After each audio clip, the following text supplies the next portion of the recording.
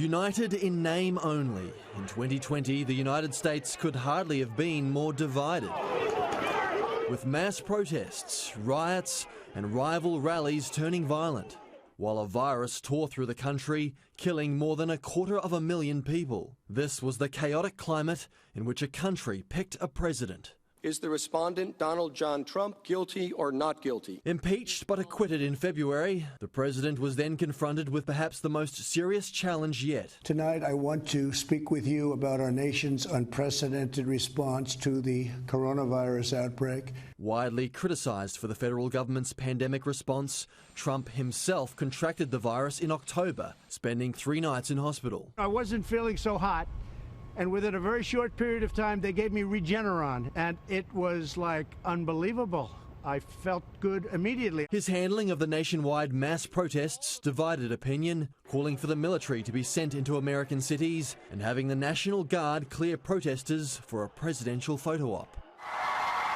His rival was determined in April. Former Vice President Joe Biden surged ahead in the Democratic Party primaries despite routine gaffes on the campaign trail. Poor kids are just as bright and just as talented as white kids. We choose truth over facts. Barack Obama reportedly told most of Biden's opponents to pull out of the race. Bernie Sanders was the last to surrender. We've got to make Trump a one-term president. And we need you in the White House. Ruth Bader Ginsburg's death made the Supreme Court a key election issue. The Republicans rushed through a replacement. President Trump got his 3rd justice to the nation's highest court. The difference in size and frequency of Trump and Biden rallies was stark. Trump supporters disregarded COVID concerns as the president's dance moves went viral.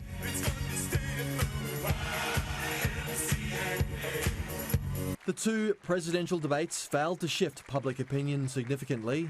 The first was marred by interjections and personal jibes. Why would you answer that because question? The question is, radical left. Will you shut up, man? The second was more civil, thanks to the mics being muted. The first polls have officially closed in the United States. Voting records were smashed. More than 100 million voted early, many using mail-in ballots. That led to the results being delayed, but did not stop a confident Trump. We're getting ready to win this election.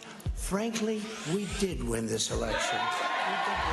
Media outlets waited, though, until the 4 key swing states were finally called. Former Vice President Joe Biden will win Pennsylvania and Nevada, putting him over the 270 electoral votes he needs to become the 46th president of the United States. The pre-election polls were wrong again. There was no blue wave, the Democrats did not retake the Senate, and they barely held on to the House.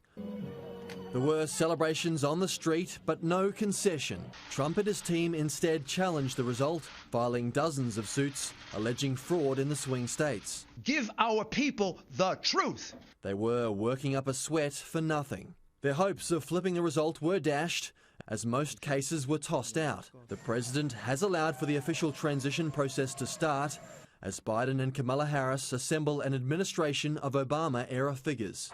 The president-elect of the United States of America, Joe Biden.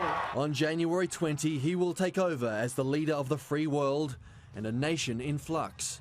High unemployment, increasing inequality, claims of systemic racism, and a potentially deadly virus spreading as fast as ever. Quite a task ahead for the 46th president, Joseph Robinette Biden Jr. Brent O'Halloran, Sky News.